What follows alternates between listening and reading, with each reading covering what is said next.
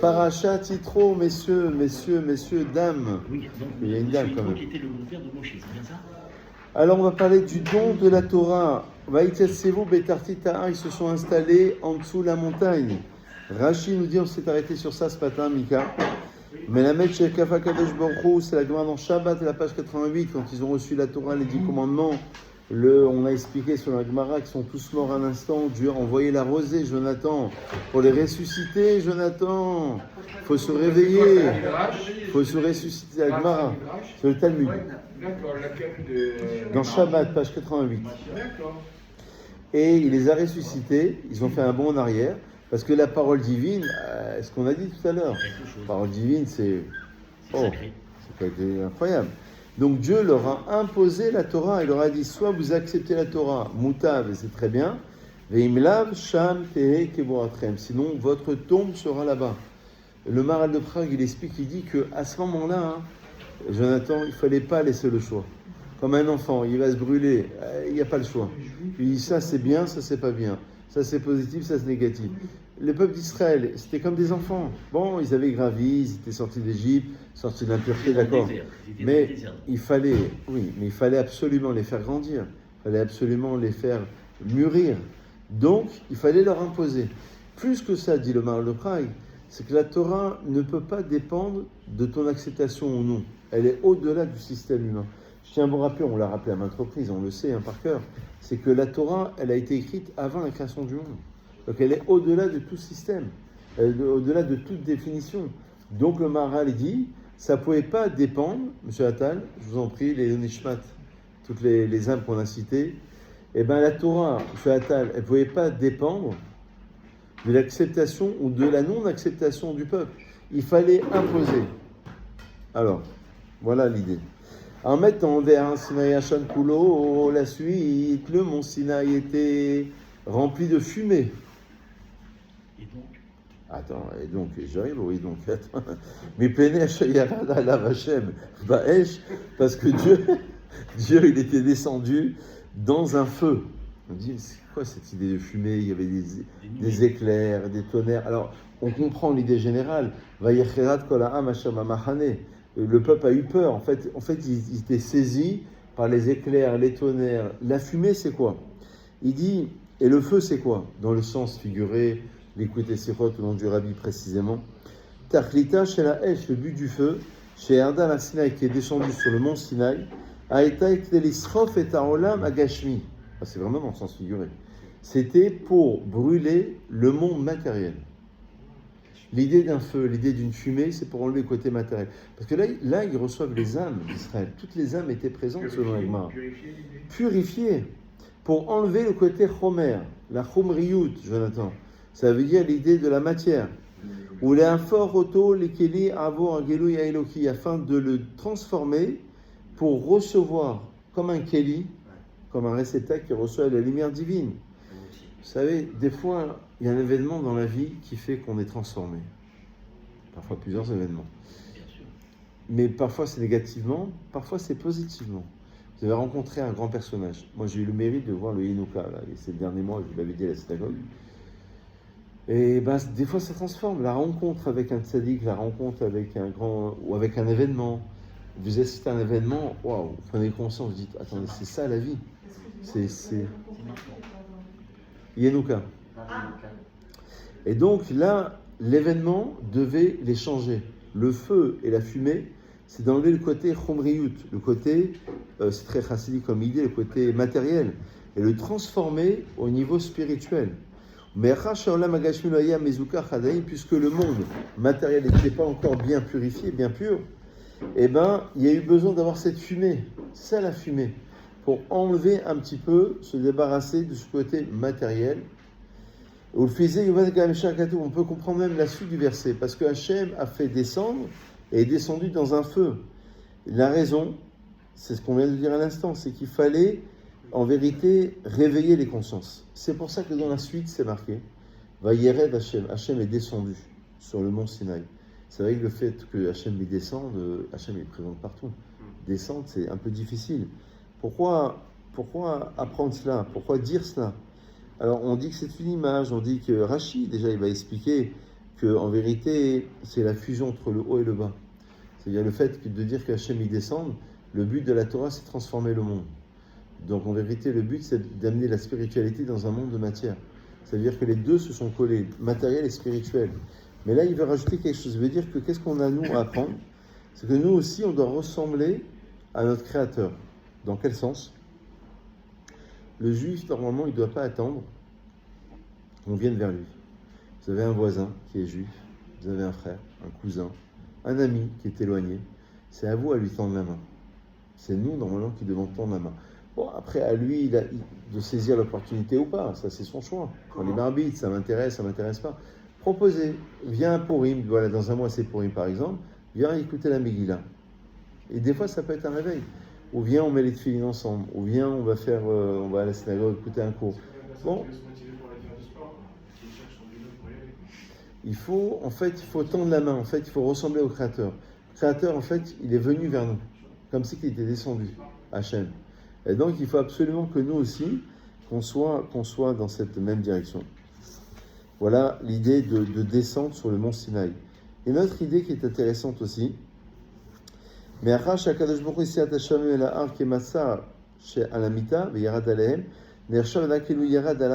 comme si que Dieu, dans les côtés Sichot toujours, était descendu lui-même sur la montagne du mont Sinaï.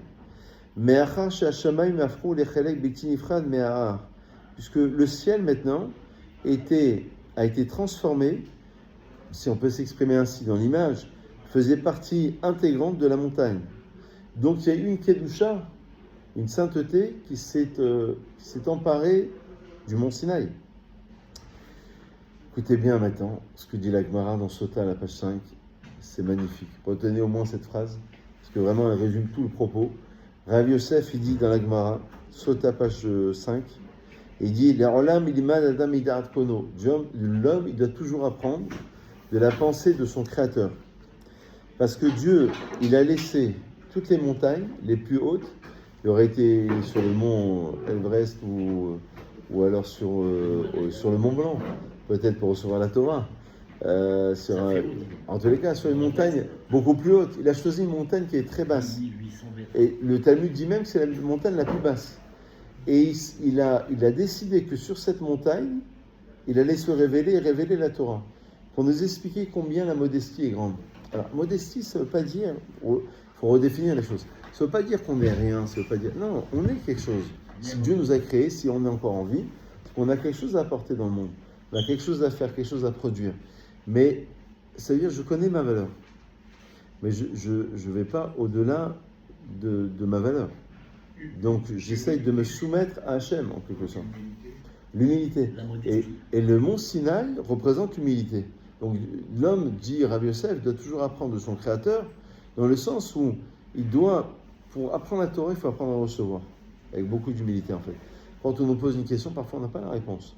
Alors, on va nous-mêmes téléphoner à des dayanim, des juges rabbiniques, on va aller rechercher dans les livres, et après un tel c'est autorisé, d'autres c'est pas autorisé. Des fois, c'est des sujets compliqués. Comme on dit, il y a 4 parties dans le Shulchan Aruch, et une 5e partie qui est celle du bon sens aussi, qui n'est pas écrite, le bon sens. Vous savez, des fois, il faut lire entre les lignes. Des fois, telle halakha, elle est mentionnée, comme dans le code civil, le code pénal, et telle halakha, elle est mentionnée, mais entre les deux, c'est pas mentionné. À toi de déduire, d'avoir assez de sagesse, assez d'intelligence, de compréhension pour pouvoir déduire les bonnes choses. Et c'est mis à notre portée. Exactement. Et dans le Midrash, c'est marqué, au moment où Dieu a voulu donner la Torah à Israël, toutes les montagnes, c'est une image dans le Midrash, se sont rassemblées et chacune souhaitait que Hachem se révèle, puisque chaque ange est préposé à une montagne sur la sienne. Mais Dieu a choisi en particulier le Har Sinaï, qui était, comme on l'a dit, la montagne la plus basse. Alors il dit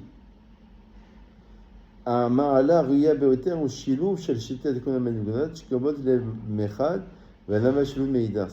temps, on a une grandeur de cœur, ça veut dire on est porté par quelque chose de grand.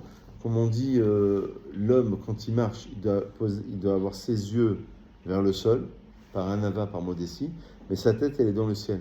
Donc en fait, en même temps, il a les deux choses. Il a en même temps parce que pour recevoir la Torah, il faut, comme on a dit tout à l'heure, il faut beaucoup d'humilité. Parfois, on pense qu'on sait, on pense qu'on a compris. Et en fait, il faut revoir constamment.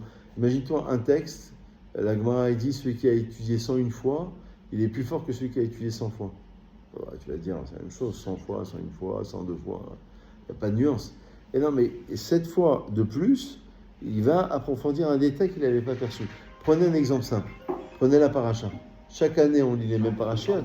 Et chaque année, on redécouvre des choses qu'on n'avait pas perçues les autres années. Parfois, c'est dans des détails. Donc, d'un côté, l'homme doit connaître son degré. Il doit connaître où il en est. Et d'un autre côté, il ne doit pas tomber dans l'orgueil. Donc, l'équilibre, il est dur à trouver. C'est-à-dire, en même temps, il doit dire, je suis quelqu'un. Si Dieu il m'a placé ici, c'est que j'ai quelque chose à apporter. Je ne suis pas rien. Je vaux quelque chose. Et je dois faire des mitzvot. Je dois apporter au monde quelque chose. Et d'un autre côté, il ne doit pas tomber dans l'orgueil. Donc, l'équilibre est très dur à trouver. C'est sur la montagne pour qu'on monte, pour qu'on fasse l'ascension comme disent certains. Bien sûr, oui. C'est une montagne basse peut-être pour se rapprocher de l'homme aussi. Oui. Peut-être aussi, oui, c'est intéressant. C'est intéressant. J'ai une question aussi Bien par sûr. rapport à est-ce que c'est plus important de rester normal ou de paraître modeste en forçant la modestie comme une fausse modestie? Alors, la fausse modestie, elle est négative, évidemment, mais des fois, la Gemara, elle dit que, même les commentateurs disent, qu'on a besoin de s'habituer, c'est ça les mitzvot. D'accord. Des fois, Imitation. oui, parce que, en fait, l'acte extérieur, quand on met les tefilines, parfois, on ne ressent pas les choses. On ne sait pas trop pourquoi. Alors là, il y a des parchemins, la foi en Dieu, etc. Mais j'avais lu ça, je crois, dans le Sefer Achinour, qui dit sur l'explication des mitzvot que l'acte extérieur doit changer le comportement de l'homme de manière intérieure. Ça veut dire que le fait de faire et de refaire, c'est marrant parce qu'on en a parlé, j'étais là il y a 2 Shabbats, j'ai parlé exactement de cela. En fait, quand on reçoit la première mitzvah, quand on sort d'Égypte, c'est la sanctification de la nouvelle vie, du nouveau monde. On avait expliqué quelque chose de très intéressant, je crois que c'est au nom du Rav Shapira, mais j'ai peur de dire des bêtises, mais c'est au nom d'un grand Rav, qui disait que pourquoi cette mise-là, sanctifier le temps, bon, c'est très bien, et pourquoi pas Shabbat, Kashrut, Kippour, Pessah. Et là, on explique, mais parce que quand ils étaient esclaves, ils étaient privés de temps. Maintenant, ils ont tout le temps. Donc il va falloir sanctifier le temps à travers Rosh Chodesh, la néoménie, fixer le début du mois. Et il y a plus que ça, c'est que l'être juif, d'ailleurs, on avait parlé avec Mika, c'était pour l'Askar de ton papa. L'être juif, c'est celui qui recommence. Parce que chaque mois, il recommence, chaque semaine, chaque jour, 3 fois par jour, la même Amida. Bon, à des moments différents. Mais en vérité, il doit retrouver, il ne doit pas tomber dans la monotonie, parce que dans cette répétition, il doit retrouver un chidouche. C'est ça, Rosh Chodesh, c'est Chadash. Il doit se renouveler avec le temps et avec la répétition. Donc, en fait, on a les deux. On a une forme de répétition qui effectivement, on va dire, c'est pas juste, c'est pas faux. Moi, j'ai connu des gens des fois qui m'ont dit, j'arrive pas à faire parce que c'est pas moi. J'arrive pas à mettre une fille. Je leur ai dit non, c'est une erreur. C'est une erreur parce que tu vas faire, à un moment donné, tu vas avoir le déclic. Tu vas étudier un texte, ce texte, il te parle pas. Tu vas le réétudier. Il faut avoir la force de conviction, la force de caractère, de pouvoir répéter les choses. Mais à la force de forger, on devient forgeron. À la force de tu creuses, et c'est comme si... Ouais. Mon père il disait ça de forger, on devient forgeron. Mais moi je l'avais compris un peu différemment, ça veut dire que a priori tu répètes les choses tous les jours, et l'idée c'est d'arriver malgré la répétition à se renouveler. Ça veut dire à être dans le rythme de dire je vais essayer de mieux comprendre. Mais c'est vrai. Essayer de faire un effort supplémentaire. Bravo. C'est une autre explication. Mais c'est comme ça que je l'ai compris. Tu as raison, mais c'est aussi une très belle explication. Ça veut dire qu'en vérité, regardez, prenez un exemple simple. On fait la même prière tous les jours. Quand même compliqué. Et les Chachamim disent que la prière n'est jamais la même. Pourtant, c'est le même texte. Mais ta kavana, en fait, ce qui donne l'intention, c'est la kavana. Donc, un jour, tu vas mettre l'accent sur la construction du Beth Amikdash. Un jour, tu as besoin de parnassa, tu vas être le truc sur la parnassa. Un jour, c'est la santé. Un jour, c'est l'intelligence. Et en fait, chaque prière ne ressemble jamais à une autre, parce que effectivement, tu as raison, c'est qu'il faut retrouver un renouveau dans la répétition. Et voilà, et quand on... Pessah chaque année, et Purim chaque année, et Shabbat chaque semaine. Tous les jours, quand on fait la prière Bien sûr. du téphilin de la tête, après, Mais bien c'est sûr, exceptionnel. Ça. bien sûr. Ben, c'est ça l'idée. Regardez, la Gemara va aller encore plus loin. On dit que pour arriver à ça, et c'est important de ne pas réciter par cœur, de lire, même si on dit Vous avez raison. la même chose, de le relire à chaque fois. D'ailleurs, c'est une ségoula de lire le Birkat Amazon pour la Parnassa, de le lire dans les mots, pour la Parnassa. Et c'est vrai, alors je vous rejoins à 100%. C'est vrai que quand on lit dans un livre, même si on connaît par cœur, moi j'ai fait l'expérience. Des fois je lis comme ça, et quand je prends le livre, c'est pas la même chose. Faites l'expérience, vous verrez, vous connaissez le texte par cœur. Quand vous êtes dans le livre, vous avez plus de...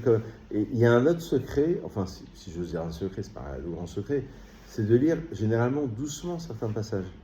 Quand je dis Baruch Ata Hashem, attends, qui je parle? Béni sois-tu Dieu, c'est qui Dieu? Il est là, il est partout. Tu t'arrêtes un instant, c'est pas à 10 minutes, c'est juste 2-3 secondes. C'est juste le temps d'accuser réception, quoi. Tu as reçu le mail, quoi. Tu as reçu l'information. Je vais aller plus loin. Regardez, juste pour avancer un peu. La Gemara dit dans Sota, à la fin, Mishemet Rabbi, Rabbi c'était le grand Tana qui a écrit le Mishnayot au IIe siècle, il s'appelait Rabbi Uda Nassi. On l'appelle Rabbi, mon maître. Quand il est mort, Rabbi, Batla Anava, la modestie a été annulée, Veyeratret et la crainte du péché. Là-bas, la Gemara, elle cite, là on cite qu'une phrase.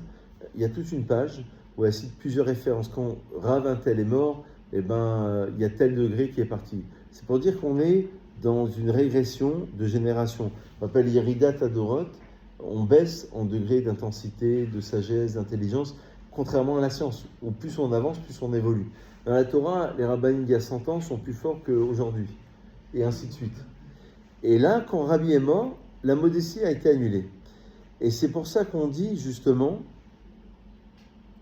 et Rabbi Yosef, il dit dans la Gemara quelque chose de très étonnant, il dit, le titne anava de Kana, il dit, attends, pourtant c'est Rabbi Yosef, un grand maître de la Gemara. Non, enseigne Iratraite, la crainte du péché a disparu, mais la anava ne l'enseigne pas parce que moi je suis là.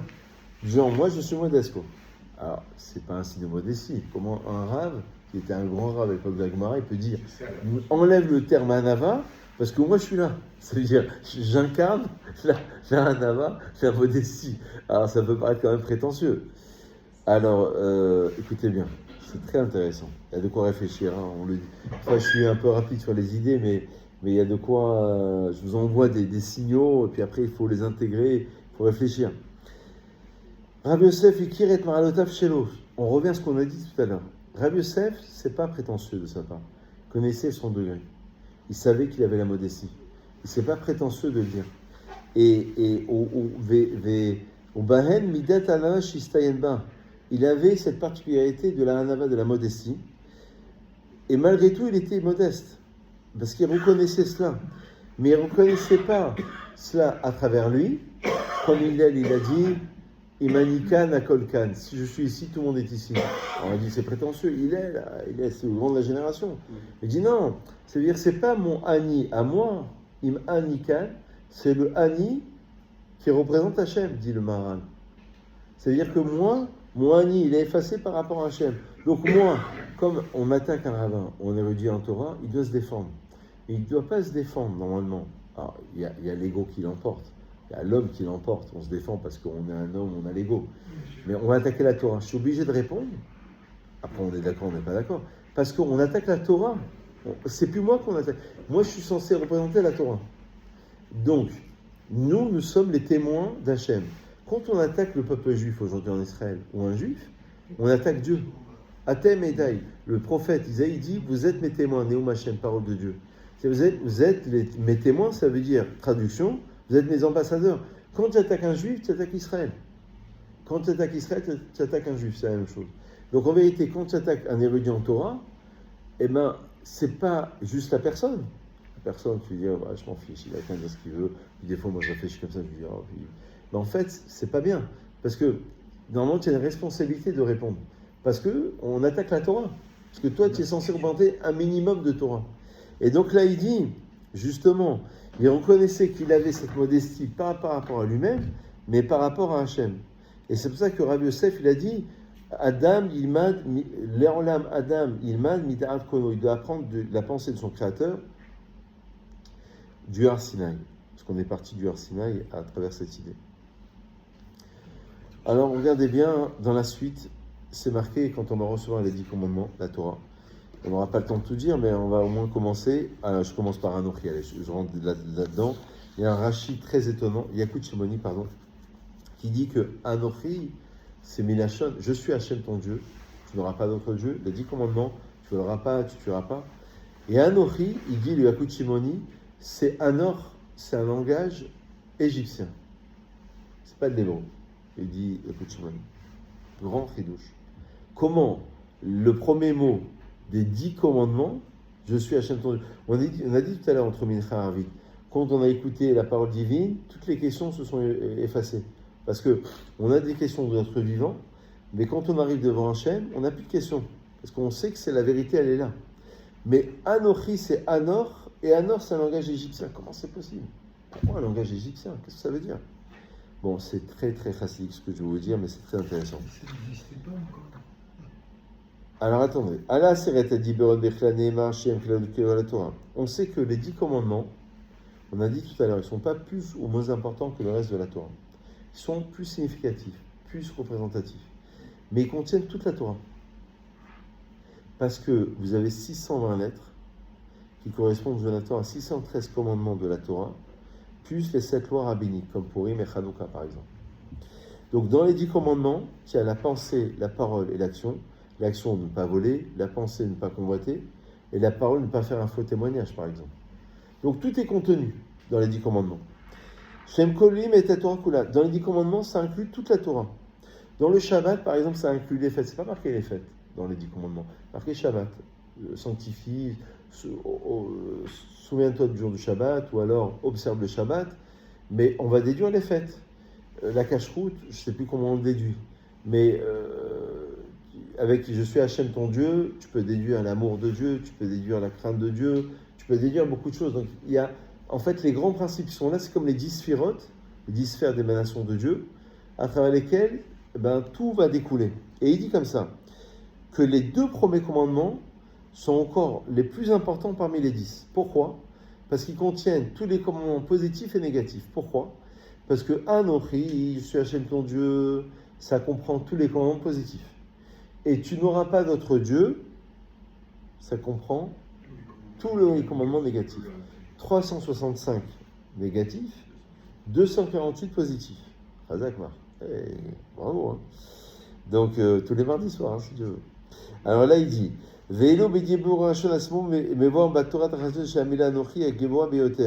donc, maintenant, revenons à nos moutons. C'est Yakut Shimoni nous dit c'est un langage égyptien. Comment c'est possible?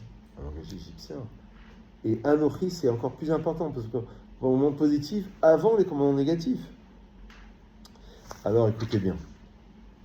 Nos sages nous disent, dans Shabbat, à la page 88, c'est la suite, dans la Gemara, quand les anges ont souhaité que la Torah leur soit donnée, et ils leur disent à Dieu, mais pourquoi tu donnes cette Torah aux hommes, alors que les hommes, ils vont fauter? Alors, Hachem se retourne vers Moshe, il lui dit, réponds-leur. Alors, il attrape le trône divin. Alors, c'est une image, mais ça veut dire quelque chose, je ne m'arrête pas sur ce point. Et il leur répond, il leur dit, mais est-ce que vous avez des parents? C'est marqué, honore ton père et ta mère. Vous n'avez pas de parents, les anges. Est-ce que vous volez? Non, vous ne volez pas. Même l'ange du mal, il accomplit la mission de Dieu, mais il ne va pas voler.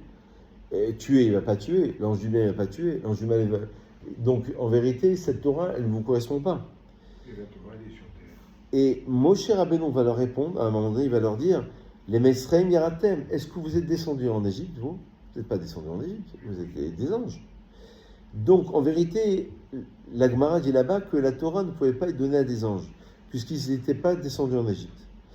Matan Torah l'honorat kedelishma la kedusha bigvote akeamim, leshem kach lo hayat sorer bekor amiyochat sheneten ben Matan Torah. Matato chez Matan Torah. Le but du don de la Torah, c'est d'amener la kedusha, la sainteté. C'est ce qu'on a dit tout à l'heure. Dieu est descendu, s'est révélé sur le mont Sinaï. C'est d'amener la kedusha dans ce monde profane. Et c'est ça, Mitzri, le langage égyptien. c'est que la Torah est le premier des 10 paroles qui renseigne sur le premier des 10 commandements Anori, c'est même un langage égyptien pour nous dire que la Torah, elle descend jusqu'à là-bas. Elle doit se révéler jusqu'au tréfonds de l'impureté et des endroits les plus reculés. C'est ça l'idée. C'est ça le but de la Torah. Que tu vas dire, regardez, prenez un exemple, parce que là, ce sont des idées. Quelqu'un, regardez, il y a une halakha, parce qu'on va voir, honore ton père et ta mère. Shulchan Aruch, il dit, si l'enfant, il est mamzer, il est né d'un adultérin. Oui. Bâtard, c'est dans le sens, c'est un terme péjoratif, mais adultérin, on dit en français. Donc, par exemple, la femme n'a pas reçu son guet, elle va avec un homme, donc divorce religieux, elle a un enfant, catastrophe, il est mamzer. Est-ce qu'il doit respecter son père? Shulchan Aruch, il dit, le Rambam dit, oui, 100%, ça reste son père. Maintenant, c'est son père qui l'a créé mamzer. Maintenant, son père, c'est un rachat. C'est un mécréant. Il vole, il pille, truc. Mais ça reste son père. Il doit le respecter. Donc tu ne peux pas le juger parce que c'est ton père. J'ouvre une parenthèse, parce que même les beaux-parents aussi, alors c'est moins que les parents, mais il faut le respecter. On ne peut pas les appeler par leur prénom.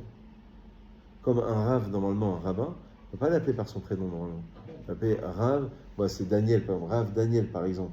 C'est pas pour mon cas personnel, c'est dans le Shulchan Aruch. Et donc, pourquoi? Parce qu'en vérité, les beaux-parents, c'est moindre, mais c'est niveau supérieur. Donc, tu dois les respecter. Dans le Shulchan Aruch, c'est indiqué. Si son père, il est aveugle, dans mon père, il vient, enfin, la Shalom, et le Mishpato, paix à son âme, s'il venait, je dois me lever devant mon père. Je ne dois pas lui prendre sa place. Je ne dois pas le contredire. Je dois lui dire, je pense qu'il y a une autre idée, ou n'est-ce pas que, on se forme de questions. Parce qu'on doit vraiment le respecter. Si lui, il est aveugle, est-ce que je dois me lever? Réponse, oui, je dois me lever. Est-ce que tu le fais par rapport à toi? Lui, il ne sait même pas que tu t'es levé, parce qu'il est aveugle. Il passe et toi, tu te lèves. Ben, tu dois quand même te lever. Fin d'arrêt. Alors, je vais vous dire pourquoi je parle de ça. Je veux dire, oui. Je connais je vais des fois dans une synagogue où il y a une famille de rabbins. Plusieurs rabbins dans la famille. Eh bien, devant, je suppose que chez eux ils se tutoient, mais devant le monde, ils se vous voient. Ah bon? C'est une façon de respecter le rôle de rabbin pour le monde, parce que sinon n'importe qui passe par là pourrait dire, ah bah tiens, un rabbin, on peut lui dire salut, ça va, on peut le tutoyer. Alors qu'en fait, il y a des gens qui viennent et qui ne savent pas qu'ils sont une famille, et donc on doit imposer cette façon de se... Mais c'est ça l'idée, c'est-à-dire qu'en vérité, quand on dit... par exemple, dans les terres anonymes, j'ouvre une petite parenthèse, l'explication Gérard, on dit j'ai vexé mon père et ma mère, le matin et après-midi, je les ai méprisés. Si la personne a perdu son père et sa mère, j'ai méprisé aujourd'hui, non. Il y a peut-être 10 ans ou 20 ans, mais là aujourd'hui, non. On dit, ouais, mais peut-être dans une autre vie, tu les as méprisés. Donc en vérité, le rapport à eux, c'est que tu ne dois pas les juger, et même s'il est rachat, dans tous les cas de circonstances, tu dois tout faire pour le rapprocher. Et c'est ce qui se passe ici, dans le Har Sinaï. Je vais faire cette parenthèse parce que, en vérité, des fois, le but, c'est de révéler la Torah à un niveau qui est bas.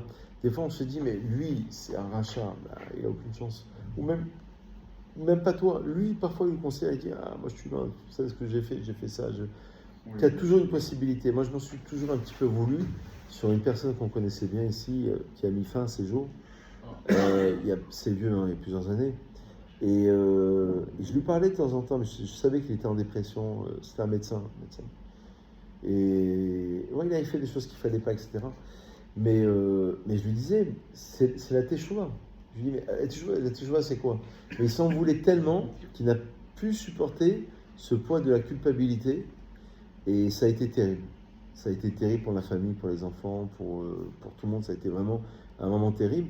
Mais normalement l'idée, c'est de dire qu'il n'y a personne qui peut être rejeté. Parce que Anochi, justement, c'est un langage qui est égyptien, qui normalement était l'impureté de l'époque, je parle d'Égypte de l'époque, on précise bien, et qui était à un niveau inférieur. Ben justement, même là, il y a une révélation qui doit se faire. Donc la Kedusha, elle doit être amenée. Et c'est le but de la Torah. J'ai un copain rabbin, et je lui dis Kvod Arav, et il me dit, ça me dérange que tu me dises ça, il veut que je l'appelle par son prénom. Qu'est-ce que je veux lui dire?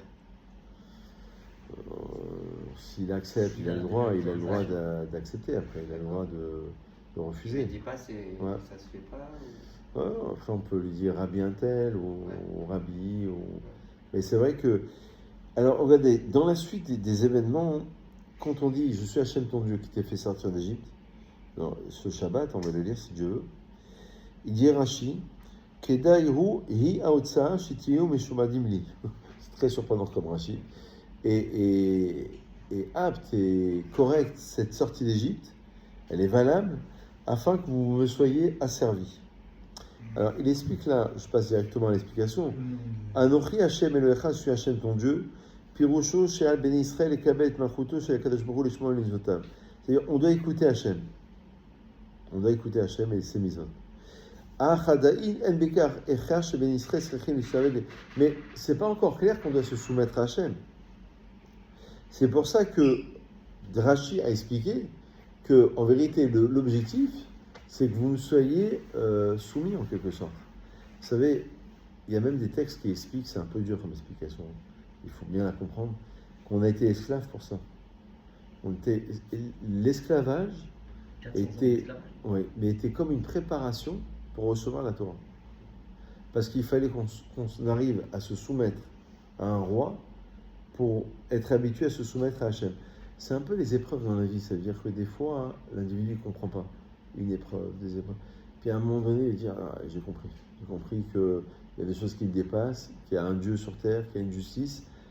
Des fois, on se croit tout puissant, on croit qu'on est tout permis, on croit qu'on a toutes les possibilités. Et en fait, la vie nous rappelle à l'ordre. La vie, ça veut dire Hachem, nous rappelle à l'ordre. Donc il y a une idée aussi, c'est marrant parce qu'on a commencé le cours par ça, le fait d'être soumis et le fait qu'on n'ait pas le choix. À la limite, la Torah, elle est au-delà du choix. La Torah ne pouvait pas dépendre d'un consentement ou d'un non-consentement d'un peuple. Oui, le nom de l'Égypte en hébreu, il est symbolique. Oui. Ça veut dire les limites, on doit sortir de nos limites. Ah oui, bien sûr, vous avez raison, faites ça, bien sûr, bravo. Et vous savez, c'est indiqué pas au pluriel, pour terminer ce premier commandement. Non, il y a encore un long texte. C'est indiqué au singulier. Je suis Hachem ton Dieu. C'est-à-dire qu'il s'adresse à chacun d'entre nous. Alors après, c'est marqué le Shabbat. Souviens-toi du jour du Shabbat. Honore ton père et ta mère. Dans Et, ça vient inclure son grand frère. Il faut respecter son grand frère. On apprend de Et Avira. Et sa grande sœur de Et Imecha. Ta mère, avec ta mère. Le Et, c'est avec, ça vient inclure sa grande sœur et son grand frère. Tu ne voleras pas, tu ne tueras pas, tu ne feras pas d'adultère. Alors, la Gemara, elle dit dans Shabbat qu'au moment où Moshe est monté dans les cieux, les anges ont dit, on reprend la Gemara, je ne comprends pas, il y a un trésor caché depuis 2000 ans avant la création du monde, tu vas le révéler à des hommes, et les hommes, ils vont fauter. Les hommes, ils vont produire le mal. À quoi ça sert? Alors, Dieu dit à Moshe, réponds-leur. Alors, on reprend la Gemara qu'on a faite. Moshe va leur dire vous n'avez pas de Yetzirara, de mon intention du mal, vous n'avez pas cette tendance de voler, de tuer, est-ce que vous êtes descendu en Égypte? On va reprendre cette idée qui est évoquée ici. En vérité, C'est le plus riche. les Mefarashim, ils expliquent que dans la Gemara, c'est marqué que quand il y a dans la Gemara, après dans les lois civiles, aujourd'hui ça change, vous avez deux terrains avec une barrière.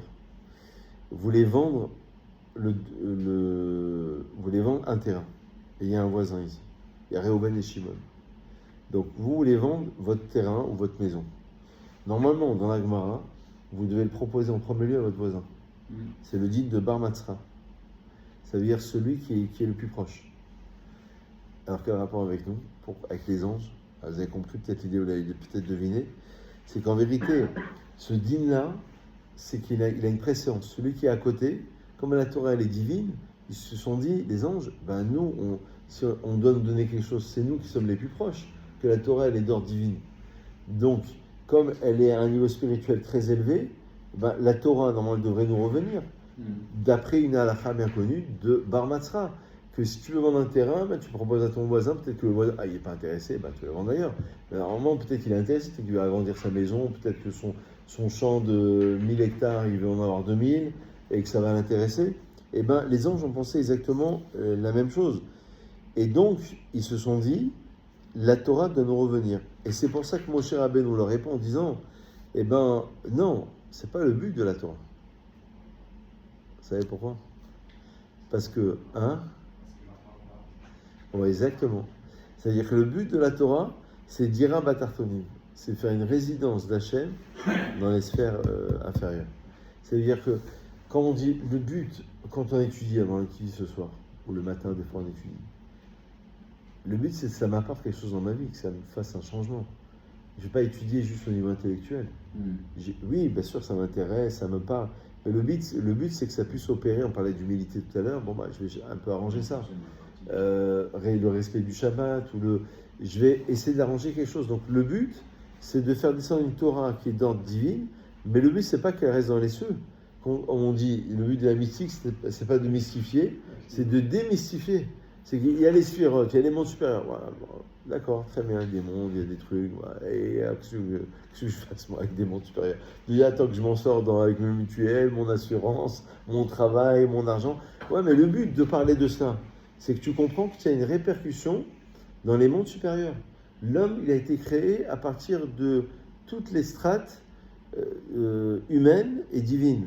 Donc ça veut dire qu'il a une capacité de changer ce monde et même les mondes supérieurs. Et c'est ça ce qu'il a voulu dire. Ça a été ça la réponse de Moshe Rabbeinu. C'est que le Mashiach, il aurait dû être là depuis Bereshit. Eh oui. Bravo Gérard. Razak.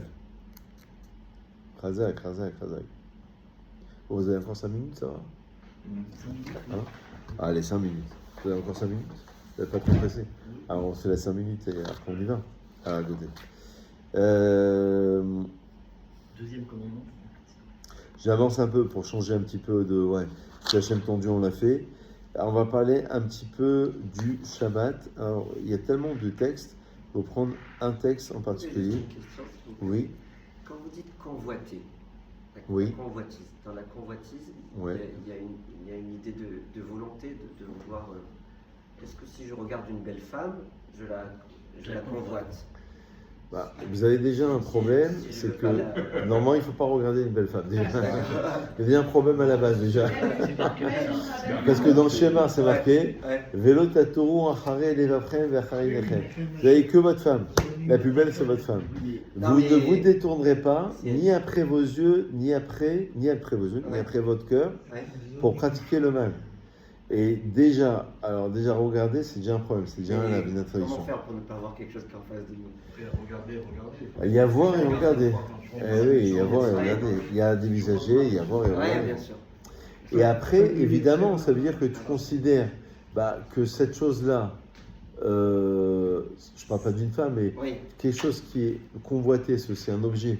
Il a une très belle voiture, oui, mais c'est quelque chose qui lui revient. C'est ça le mauvais œil. oui.